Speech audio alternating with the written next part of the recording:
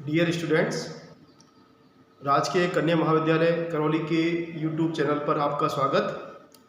आज 26 नवंबर भारत के इतिहास में बड़ा महत्वपूर्ण और ऐतिहासिक गौरवशाली दिन माना जाता है, क्योंकि 26 नवंबर 1949 को भारत में संविधान को स्वीकार किया गया। अर्थात भारत के संविधान निर्माताओं ने जो संविधान तैयार किया वह बनकर तैयार हो गया था 26 नवंबर 1949 को। संविधान होता क्या है, उसका क्या महत्व है, क्यों जरूरी है, और 2015 से भारत सरकार द्वारा 26 नवंबर को संविधान दिवस के रूप में बनाया जाता है। तो संविधान किसी भी देश के कानूनों का वह ढांचा है जिसके आधार पर सरकार का संचालन किया जाता है, शक्तियों का बंटवारा किया जाता है, और हम देखें नागरिकों के अधिकारों की व्यवस्था की जाती है एवं एक उत्तरदायी सरकार की स्थापना की जाती है। तो वह निकाय, वह राजनीतिक ढांचा, वह कानूनों का समूह जो शासन का संचालन करे और शक्तियों का बंटवारा करे शासन के विभिन्न अंगों के बीच और सरकार को नियंत्रित बनाए रखे, उस ढांचे को, उस व्यवस्था को, उस संस्थागत निकाय को हम क्या कह रहे हैं? संविधान कह रहे हैं। आधुनिक समय में अमेरिका दुनिया का पहला लिखित संविधान माना जाता है, और हमने भी जब हमें स्वतंत्रता प्राप्त हुई तो स्वतंत्रता प्राप्त होने पर हमारा एक महत्वपूर्ण उद्देश्य था कि भारत के लोगों द्वारा भारत का संविधान निर्माण किया जाए। तो इसी उद्देश्य हेतु एक संविधान सभा बनाई गई और संविधान सभा द्वारा भारत का संविधान निर्मित किया गया। यह बड़ी व्यापक और दीर्घ और बड़ी सृजनात्मक प्रक्रिया थी, और हमारे संविधान निर्माताओं ने 26 नवंबर 1949 को भारत के संविधान का निर्माण कर लिया, उसे हमने स्वीकार कर लिया, उसे अंगीकृत कर लिया, उसे आत्मर्पित कर लिया, उसे अधिनियमित कर दिया। तो भारत का संविधान एक महत्वपूर्ण दस्तावेज भी है और दुनिया भर के संविधानों में अपना एक विशिष्ट स्थान रखता है, महत्वपूर्ण स्थान रखता है। तो आज हम संविधान दिवस बना रहे हैं। संविधान दिवस क्यों बनाया जाता है? तो मैंने अभी आपको बताया कि भारत सरकार द्वारा 2015 में जो 26 नवंबर बाबा साहब भीमराव अंबेडकर, जिन्हें संविधान निर्माण में जिनका अतुलनीय योगदान रहा, बड़ा महत्वपूर्ण योगदान रहा, जो कि संविधान की निर्माण की एक महत्वपूर्ण समिति, प्रारूप समिति के अध्यक्ष भी थे, तो उनकी जन्म जयंती वर्ष 2015 में हम देखें उनकी 150वीं जन्म जयंती वर्ष जो था, तब से भारत सरकार के ने ये निर्धारित किया कि 26 नवंबर को हम संविधान दिवस के रूप में आयोजित किया जाएगा, और इस दिवस के माध्यम से हम हमारे संविधान के जो मूल्य हैं, आदर्श हैं, हमारे संविधान के जो विशेषताएं हैं, और संविधान किस प्रकार नागरिकों को प्रभावित करता है, संविधान किस प्रकार नागरिकों के जीवन को नियंत्रित करता है, तो उन सब बातों को हम जनता के बीच व्यापक प्रचार प्रसार की आवश्यकता है। तो इस उद्देश्य की से प्रेरित होकर के भारत सरकार द्वारा प्रत्येक वर्ष 26 नवंबर को संविधान दिवस बनाया जाता है। संविधान एक आने वाले समय के लिए, भविष्य के लिए एक दर्शन होता है।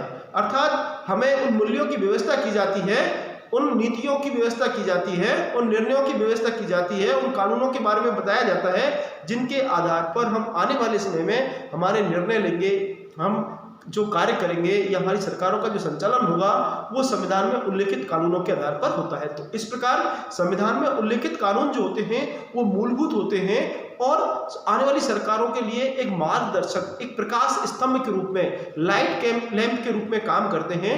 और प्रत्येक संविधान में, आधुनिक समय में, प्रत्येक संविधान के सार के रूप में हमें एक उसकी क्या दिखाई देती है? प्रस्तावना दिखाई देती है। तो भारत के संविधान निर्माताओं ने भी भारत की संविधान की एक प्रस्तावना, जिसे हम प्रीएम्बल कहते हैं, प्रीएम्बल को स्वीकार किया। तो प्रस्तावना क्या है साहब? भारत के संविधान की जो प्रस्तावना है, उस प्रस्तावना में हमने उन मूल्यों, उन आदर्शों, उन लक्ष्यों के बारे में, उन सिद्धांतों के बारे में हमने उल्लेख किया है जो हमारे सिद्धांत का, जो हमारे संविधान का आधार है, अर्थात जिनके ऊपर हमारा संविधान टिका हुआ है। इस प्रस्तावना में उन विशेषताओं, उन लक्ष्यों का उल्लेख किया गया है जिन्हें सरकार प्राप्त करना चाहती है, जिन उद्देश्यों के लिए संविधान बनाया गया है। अर्थात सरकारें अपना काम करते समय उन मूल्यों से प्रेरणा प्राप्त करती हैं, उन मूल्यों को ध्यान में रखती हैं, उन उद्देश्यों को प्राप्त करने के प्रयास करती हैं। तो किसी भी संविधान की जो प्रस्तावना होती है, उस प्रस्तावना के माध्यम से हम उस संविधान के दर्शन को, अर्थात उन मूल्यों को, उन लक्ष्यों को, उन आदर्शों को भली भांति समझ सकते हैं जिनसे वह संविधान, जिन पर वो संविधान आधारित होता है। तो भारत के संविधान में जो भारत के संविधान की प्रस्तावना है, ये प्रस्तावना एक महत्वपूर्ण भारत के संविधान का सार है और भारत के प्रत्येक नागरिक को इस संविधान की प्रस्तावना से रूबरू होना चाहिए, जानकारी होनी चाहिए और हमें इस संविधान की प्रस्तावना को हमारे लिए एक आदर्श मानना चाहिए और इस प्रस्तावना को हमें समझना भी चाहिए। तो आज हम हमारे संविधान की प्रस्तावना के बारे में बात करें। इस संविधान की प्रस्तावना का एक एक शब्द हमारे लिए बड़ा महत्वपूर्ण है और एक बड़ा सारगर्भित भी है और संविधान में निहित जो विशेषताएं हैं, संविधान में उल्लेखित जो कानून हैं, उन कानूनों के बारे में भी हमें हमारा मार्गदर्शन करता है। तो संविधान की प्रस्तावना देखिए क्या कहती है, हमसे किस प्रकार है। तो देखिए इस संविधान की प्रस्तावना का जो पहला टर्म है, पहला जो हम देखें शब्द है, इसमें लिखा हुआ है हम भारत के लोग, we the people of India. तो देखिए ये हम भारत के लोग जो शब्द हैं वह इस बात को भली भांति स्पष्ट करता है कि इस संविधान का निर्माण किसके द्वारा किया गया है, भारत के लोगों द्वारा किया गया है और हम भारत के लोग इस संविधान को अंगीकृत, अधिनियमित और आत्मर्पित करते हैं। अर्थात इसका मतलब ये हुआ कि इस संविधान का निर्माण भारत के लोगों द्वारा किया गया है और साथ ही दूसरी महत्वपूर्ण बात यह है कि इस शक्ति जो है, भारत में शासन की अंतिम शक्ति जो है, वो अंतिम शक्ति किसके हाथों में निहित है, जनता के हाथों में निहित है। तो यह बात यह स्पष्ट करती है कि भारत में शासन की कौन सी व्यवस्था को स्वीकार किया गया है, लोकतंत्र को, जिसके अंतर्गत शासन शक्ति किसमें निहित होती है, जनता के हाथों में निहित होती है। तो हम भारत के लोग, यह शब्द जो है बड़ा ही महत्वपूर्ण है। इसके माध्यम से इस बात की पुष्टि होती है, यह बात सुस्थापित होती है कि संविधान शक्ति जो है वो अंतिम रूप से किसको सौंप रहा है, जनता को सौंप रहा है। भारत को एक संपूर्ण प्रभुत्व संपन्न, अभी प्रभुत्व संपन्न शब्द जो है ये भी बड़ा महत्वपूर्ण शब्द है। ये प्रभुत्व संपन्न शब्द क्या कहता है कि भारत अपने आंतरिक और बाह्य मामलों में निर्णय लेने में पूरी तरह से स्वतंत्र है। अर्थात वह किसी अन्य से क्या नहीं है, बाध्य नहीं है किसी के आदेश को मानने के लिए। भारत की सरकार अपने आंतरिक मामलों में और बाह्य मामलों में, तो संप्रभुता जो है वह पूरी तरह से किसके पास है, भारत में, भारत सरकार के पास निहित है। तो संपूर्ण प्रभुत्व संपन्न शब्द इस बात की पुष्टि करता है। समाजवादी, यह शब्द जो है यह इस बात की पुष्टि करता है कि भारत में लोकतांत्रिक समाजवाद को स्वीकार किया गया है, राज्य द्वारा समाजवाद जिसमें आय की समता स्थापित करने के लिए उत्पादन के साधनों को सामान्य हित में काम में लिया जाएगा। और हम देखें आय की समता जो हमारा आदर्श है कि उत्पादन के साधन जो है वो गिने चुने हाथों में केंद्रित ना हो, तो इस उद्देश्य के लिए जो उत्पादन के बड़े संयंत्र हैं उनका राष्ट्रीयकरण के माध्यम से राज्य द्वारा समाजवादी ढांचे पर आधारित समाज की स्थापना का उद्देश्य हमने यहाँ रखा है। तो समाजवाद का मतलब ये हो गया पंथ निरपेक्ष, ये भी बड़ी महत्वपूर्ण विशेषता है भारत के संविधान की। सेक्युलर जिसे हम बोल रहे हैं, तो इसका मतलब ये है कि धर्म हमारे यहाँ एक निजी मामला है, अर्थात राज्य का धर्म से कोई लेना देना नहीं है। और इसका सकारात्मक पक्ष ये हुआ कि राज्य की दृष्टि में सभी धर्म समान हैं, सबको अपने अंतःकरण की, अर्थात वह जिस विश्वास को मानता है, तो राज्य व्यक्ति व्यक्ति के बीच धर्म के आधार पर कोई भेदभाव नहीं करेगा। यह बात इसमें निहित है, पंथ निरपेक्षता में निहित है। हम आगे देखें लोकतांत्रिक गणराज्य। तो देखिए लोकतांत्रिक मैंने आपको बता दिया कि सब अंतिम शक्ति जनता में निहित होती है। हम गणराज्य उस व्यवस्था को कहते हैं जिसमें राष्ट्र का अध्यक्ष हेड ऑफ द स्टेट जनता द्वारा प्रत्यक्ष अथवा अप्रत्यक्ष तौर पर निश्चित समय अवधि के लिए निर्वाचित किया जाता है। उस व्यवस्था को गणतंत्र, गणराज्य कहते हैं, रिपब्लिक कहते हैं। तो भारत में राष्ट्र का अध्यक्ष राष्ट्रपति है और जनता द्वारा अप्रत्यक्ष रूप से 5 वर्ष के लिए निर्वाचित किया जाता है। तो इस रूप में भारत क्या है, गणतंत्र है। और ये गणतंत्र बना कब, जब हमने नया संविधान लागू किया। हमने नया संविधान लागू कब किया, हमने नया संविधान 26 जनवरी 1950 को लागू किया। तो 26 जनवरी 1950 से भारत एक गणतंत्र बन गया और इसी कारण हम 26 जनवरी को प्रत्येक वर्ष क्या बनाते हैं, गणतंत्र दिवस के रूप में आयोजित करते हैं।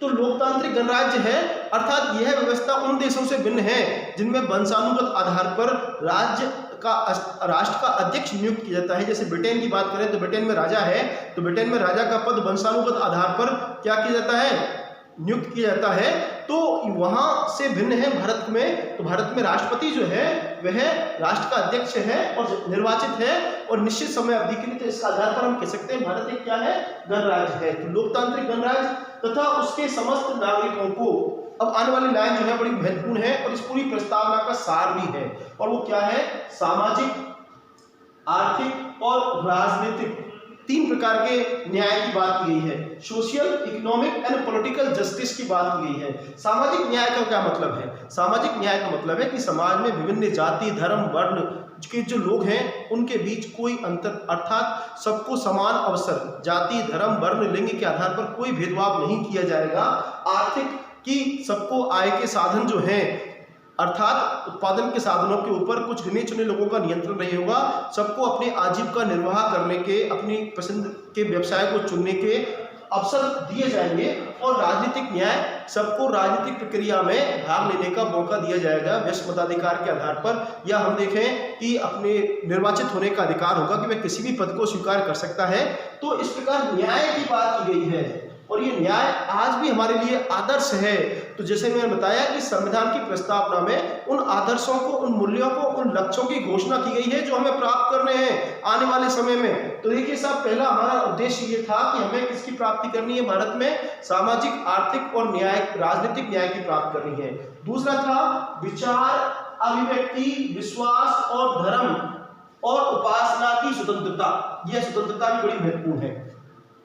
विचार, व्यक्ति अपनी विचारशील प्राणी है, विवेकशील प्राणी है, तो अपने इच्छा के अनुसार वह कोई भी अपने विचार अभिव्यक्त कर सकता है। उसके ऊपर कोई नियंत्रण नहीं है, चाहे वो भाषण के माध्यम से है या लेखन के माध्यम से है या किसी संगठन के माध्यम से है, वह विचार अभिव्यक्त कर सकता है। विश्वास, अर्थात वह विश्वास, धर्म और उपासना, ये तीनों एक साथ हैं कि जिस रूप में भी वह आध्यात्मिक सत्ता को मानना चाहे, ईश्वर को मानना चाहे, वह मानने के लिए पूरी तरह से स्वतंत्र है। राज्य द्वारा या किसी अन्य के द्वारा उसमें कोई हस्तक्षेप नहीं किया जाएगा, उसके ऊपर कोई रोक नहीं लगाई जाएगी।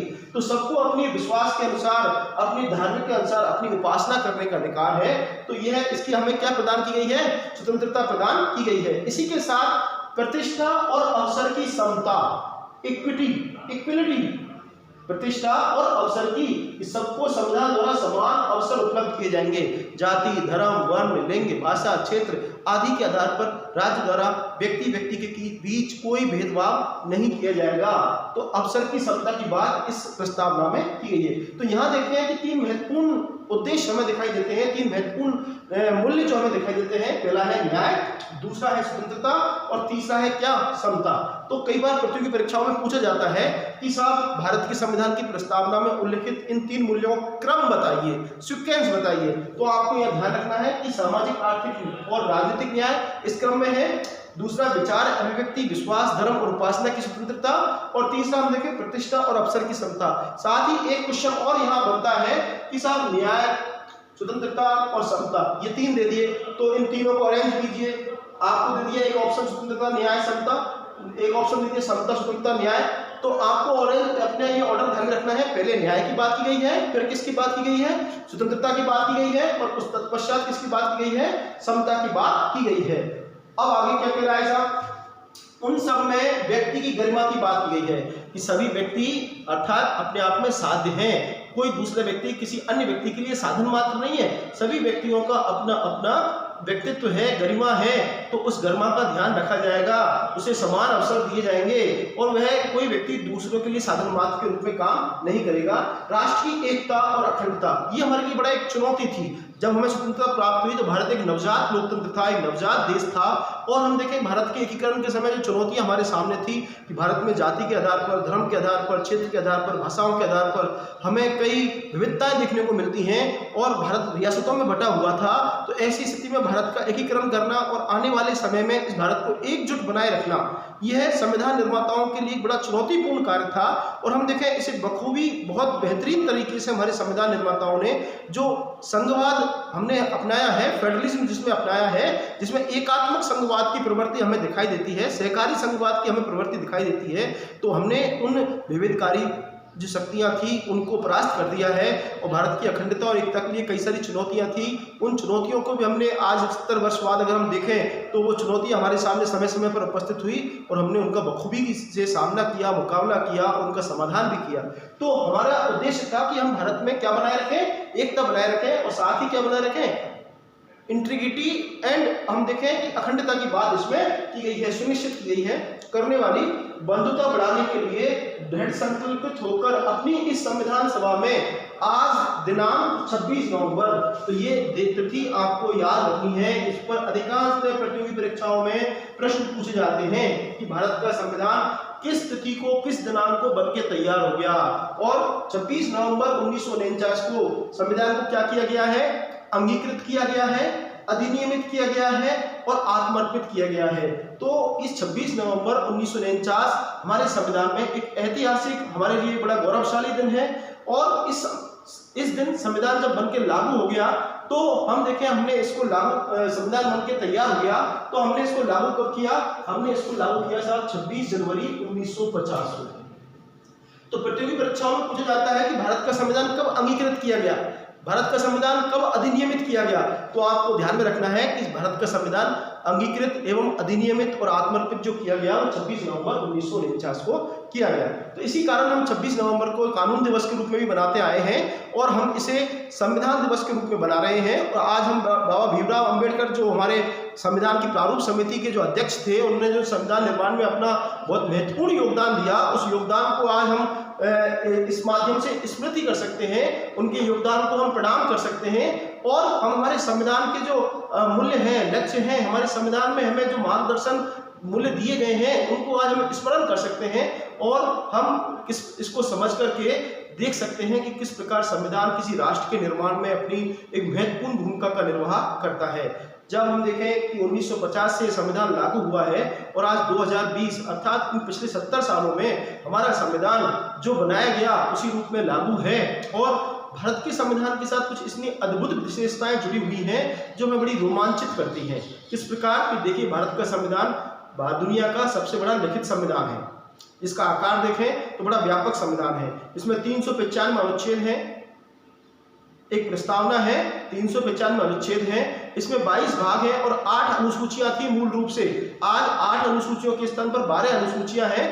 तो इस प्रकार हम देखें, दस्तावेज एक व्यापक दस्तावेज है। और संविधान की हम देखें प्रकृति, अगर हम देखें तो भारत के संविधान की प्रकृति की अगर हम बात करें तो इसमें कई सारी विशेषताएं हमें देखने को मिलती हैं कि यह एकात्मक भी है, संघात्मक भी है, या हम देखें कि साहब इसमें संसदात्मक शासन प्रणाली को स्वीकार किया गया है, और या हम देखें कि साहब इसमें इसका जो व्यापक आकार जो हुआ, इस व्यापक आकार के देखें संविधान निर्माताओं की इच्छा ये थी कि भारत एक नवजात लोकतंत्र है तो आने वाली सरकारों के लिए सारे जो कानून हैं वो उसमें उल्लिखित कर दिए जाए। इन कारणों से भारत के संविधान का आकार अपने आप में क्या हो गया, व्यापक हो गया। तो देखिए, संविधान हमारा महत्वपूर्ण है और आज भी हमारे लिए आदर्श बना हुआ है। और हम देखें कि भारत के साथ साथ कई अन्य देशों ने भी अपना संविधान निर्माण किया और उसको लागू किया, परंतु जिस गतिशीलता के साथ, जिस जीवंतता के साथ भारत का संविधान आज भी अपनी उपयोगिता बनाए हुए है। हाँ, कुछ समय के लिए भारत के संविधान की अगर हम देखें तो कुछ काले बादल आपातकाल के रूप में हमारे देश के राजनीतिक इतिहास में आए, परंतु आने वाले आम चुनावों में जनता ने उस आपातकाल लगाने वाली सरकार को सबक सिखा दिया। उसके पश्चात किसी सरकार ने ऐसा, तो हमारे संविधान की जड़ें अब बड़ी मजबूती के साथ, गहराई के साथ स्थापित हो चुकी हैं। अब हमारे नागरिकों का दायित्व यह है कि भारत के नागरिक इस संविधान में उल्लेखित अपने अधिकारों के साथ साथ, अधिकार, मौलिक अधिकारों की बात हमने की गई है तो हम प्राय अपने अधिकारों की तो बात तो करते हैं, परंतु हम अपने कर्तव्यों को क्या कर देते हैं, भूल जाते हैं, विस्मृत कर जाते हैं। तो भारत के संविधान में मूल कर्तव्यों को भी शामिल किया गया है। तो हम भारत के नागरिक अपने कर्तव्यों को भी ध्यान में रखते हुए संविधान में उल्लेखित जो कर्तव्य हैं उन कर्तव्यों को निर्वहन करते हुए हमारे राष्ट्र के विकास में योगदान दे सकते हैं। संविधान किसी भी देश की आत्मा होती है, किसी देश की विकास की कुंजी होती है। और हम देखें कि कई लोगों ने भारत के संविधान की आत्मा जो है, संविधान की प्रस्तावना को उसकी आत्मा के रूप में भी उल्लेखित किया है। Soul of the constitution, Indian preamble is the soul of the constitution. और ये अर्नेस्ट बार्कर महोदय इस बात को मानते हैं, स्वीकार करते हैं।